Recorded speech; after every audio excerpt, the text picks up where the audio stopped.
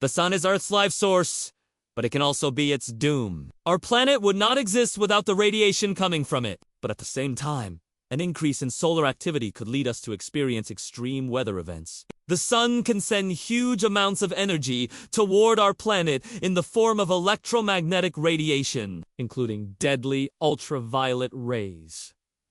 How much of this radiation is too much? What will happen to the Earth and its inhabitants if the sun suddenly starts emitting more energy? Let's find out!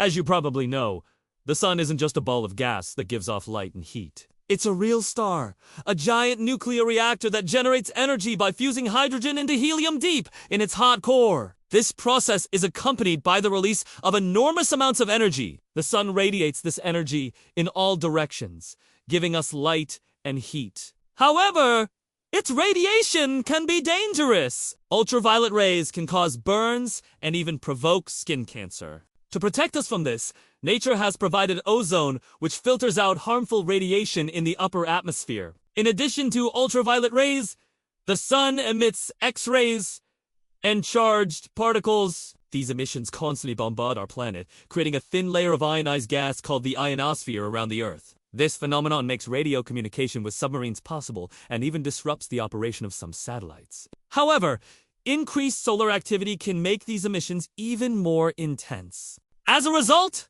they begin to destroy the ozone layer, which means that ultraviolet radiation begins to reach the Earth's surface in larger quantities. If this continues for several years, humanity will face a real catastrophe. So what will happen first of all? The ozone hole will continue to expand, and humanity will have to wait for the ozone layer to recover for several decades or even centuries, while the planet's climate will continue to change under the influence of human activities. Scientists predict that the consequences of the ozone hole will become noticeable only after 2050.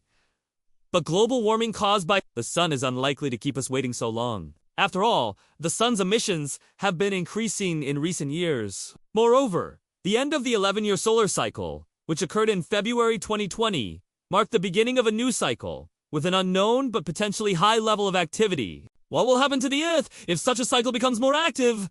Well, we'll figure that out. In order to find out what will happen to the Earth, if the sun gets just a little bit closer, let's try to move it further away. Even if the sun were just 30 million kilometers farther away, it would be 4% less bright, which means that the average annual temperature on Earth would be about 11 degrees Celsius lower. Plants would start freezing, harvests would fail, and humanity would have to look for food in other ways. Also, the lack of heat from the sun could lead to a sharp decrease in the amount of moisture in the atmosphere. There would simply be fewer rains and an even greater number of droughts. But most likely, the main blow would be dealt to the world's ocean when the water temperature drops. Oxygen exchange between the water and the atmosphere slows down, which means that less oxygen will be released into the air and more carbon dioxide will be absorbed. As a result, there may be a global extinction event like the one that killed off most living things 250 million years ago.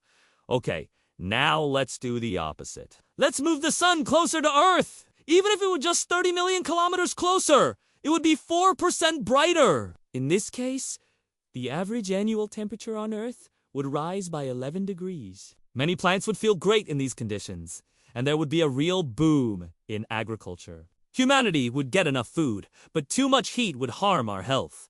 People would have to spend more time indoors and go outside only at night. Global warming could melt the polar ice caps, causing sea levels to rise. Coastal cities would be the first to suffer from this, like New York, Sydney, and Shanghai. If this trend continues, many coastal regions will be completely underwater. And then entire countries like the Netherlands, Bangladesh, and Malta may disappear from the face of the Earth. Global warming could also cause large numbers of people to migrate, which could lead to wars and conflicts over territory. But that's not all! An increase in solar activity would lead to an increase in ultraviolet radiation, which would make it impossible for many living organisms to survive. A significant part of our DNA is located in the cells of the skin and eyes, which are constantly exposed to sunlight. Any changes in its intensity affect us at the genetic level, leading to diseases and abnormalities. We don't have to look far for confirmation of this. Increased solar activity often coincides with an increase in the number of congenital heart defects. cleft lip and palate, and other developmental abnormalities. Some animals, for example, amphibians, are extremely sensitive to ultraviolet radiation. Their eggs develop very quickly, and an increase in radiation can slow down this process, which leads to the death of offspring. Amphibians need cool, moist habitats, whereas increased temperatures and lower humidity will cause them to dry out and die. But it's not only animals and plants that suffer from increased solar activity. Our brain needs constant protection from free radicals, which are produced in large numbers during photosynthesis in plants. During periods of increased solar activity, plants produce more free radicals than usual, which means that they pose a greater danger to humans. All this could lead to an increase in the number of people suffering from Alzheimer's disease. So, how does it affect us humans directly? Under the influence of ultraviolet radiation, viruses and bacteria can mutate, becoming more dangerous for humans. According to statistics from the World Health Organization, every year, about 1 billion people get sick with solar radiation-borne infections, and about 600,000 of them die. Most often, these are residents of developing countries who can't afford proper nutrition and medical care. Increased solar activity would lead to more frequent epidemics and pandemics. For example, the Spanish flu pandemic of 1918, which killed millions of people worldwide, occurred after a particularly large eruption of the sun.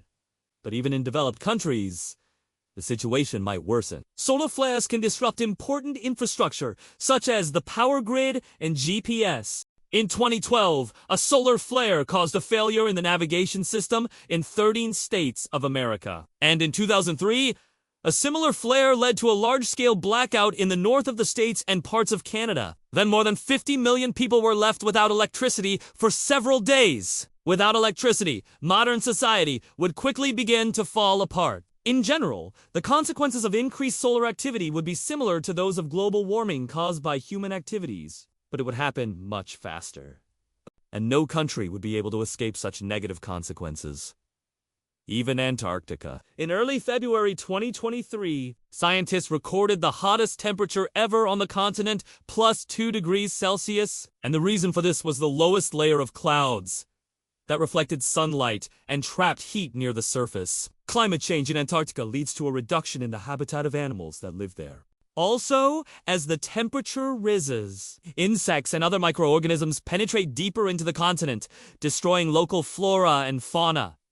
A similar picture is observed in the Arctic. To learn more about what's happening at the North Pole, check out this video. And if you want to know what will happen to the Earth after the sun runs out of fuel, watch this video. Like, comment, and subscribe. See you later.